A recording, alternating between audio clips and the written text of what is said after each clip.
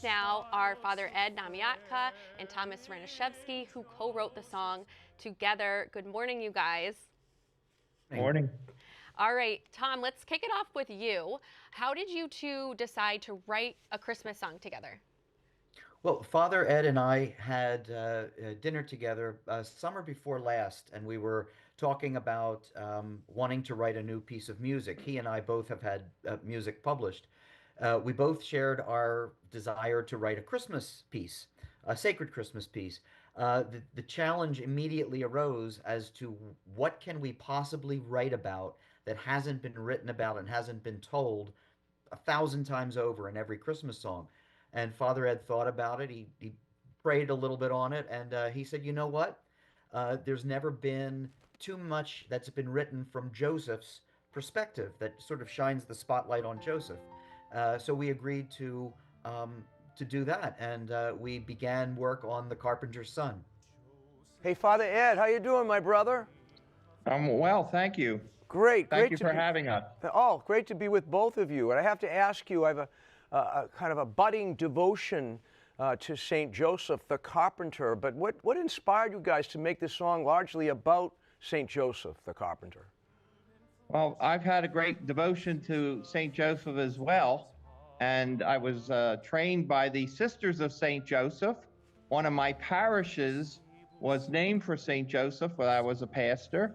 And I've written a hymn already for St. Joseph. So St. Joseph has been primary in my life all through my journey.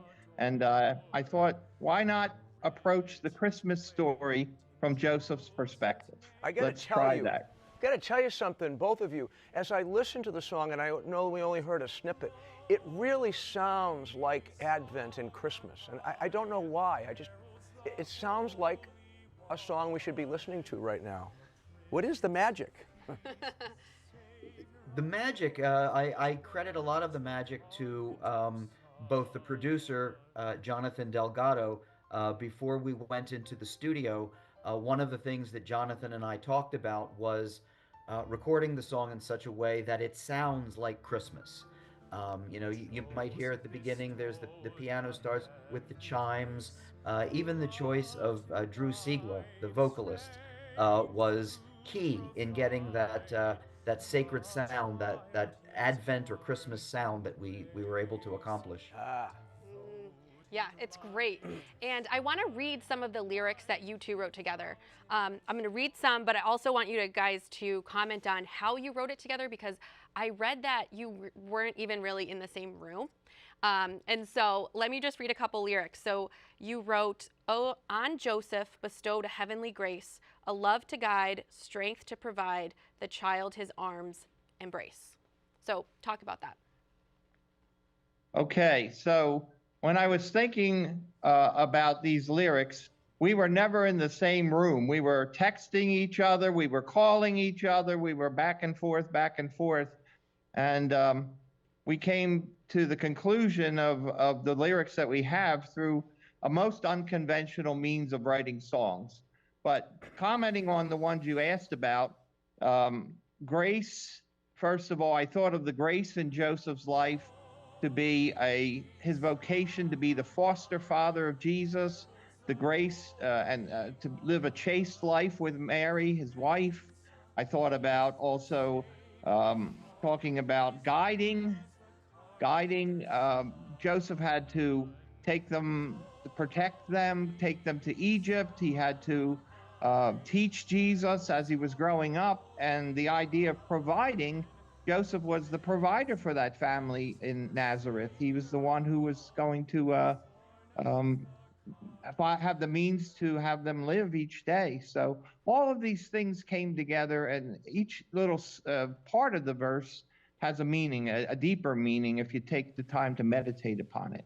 And as I listened to the clip, it almost sounded like Josh Groban. Can you tell us about Drew, the vocalist? Sure, we're very, very blessed to have had Drew Seigla put his time and agreed to be part of the Carpenter's Son. I met Drew through the help of a friend, a mutual friend that we have in theater and music. And this friend put out the word that Father Ed and I were looking for a voice like that. We had about 5 or 6 responses. About 3 of those responses were ones that Father Ed and I were going back and forth. Who best conveys what we want in this song? And hands down, it was Drew Seigla. He is absolutely amazing. He was a student of Juilliard. He's also been in many New York productions. He was in the recent production of Fiddler on the Roof that was all in Yiddish. It was produced by Joel Gray. And he's currently traveling with a Gregorian vocal group doing Gregorian and sort of sacred style works.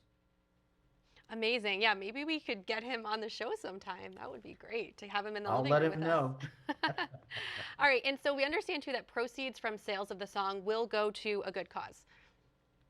That's the South Jersey Ministries appeal. The South Jersey Ministry appeal from our diocese is the means by which many social ministries in our diocese are supported. So we thought that would be Tom. It was Tom's idea, and I thought 100%. Let's do this, and anything that we get, let it go to the ministry appeal so that we can provide for help to people who need it in our diocese in South Jersey here.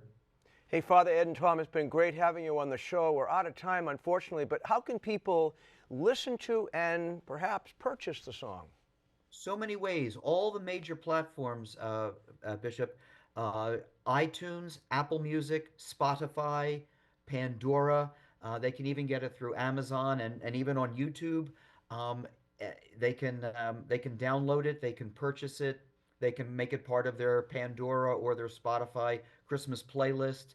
So all the major platforms. The Carpenter's Son. Thank you so Carpenter's much, Son Father by Drew Ed, Seigla, Tom. yes. It's been great to be with you. A very blessed Advent to the two of you, and may I be the first to wish you a Merry Christmas. Thank you very much. Merry Christmas.